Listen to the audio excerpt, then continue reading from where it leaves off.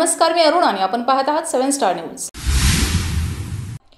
प्राध्यापक डॉक्टर आनंद गिरींना नुकताच ब्रह्माकुमारी सुनंदा बहनजी प्रवक्ता महाराष्ट्र गोवा यांच्या हस्ते लोकसाहित्याचा राष्ट्रीय पुरस्कार प्राप्त झाला। यावेळी व्यासपीठावर पुण्यश्लोक अहिल्याबाई होळकर, सोलापूर विद्यापीठाचे सहाय्यक कुलसचिव डॉक्टर शिवाजीराव शिंदे मोहनगावकर, गोवा विधिमंडळाचे सचिव डेप्युटी DYSP सदानंद सदाशिव, योगमतगुरू डॉक्टर कृष्णदेव गिरी, उद्योगपती डॉक्टर सुरेश अग्रवाल, कवी सरकार डॉक्टर वैद्य गुंडोपंत सुतार व DG राठोड फाउंडेशनचे सर्वेसर्वा डॉक्टर सुरेश राठोड उपस्थित होते।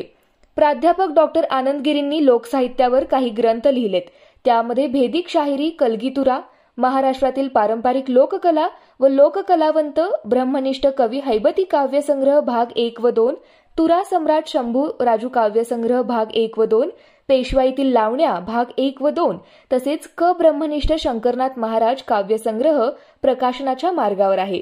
इतरही शेती व इतिहास या विषयावर अनेक त्यांनी पुस्तके लिहिली आहेत। त्यांच्या या लोकसाहित्य लेखणीसाठी साहित्यरत्न हा राष्ट्रीय पुरस्कार देण्यात आला। या कार्यक्रमासाठी ज्ञानसिद्धी अकॅडमी व महाराष्ट्र पोलीस मित्र यांचे सहकार्य लाभले।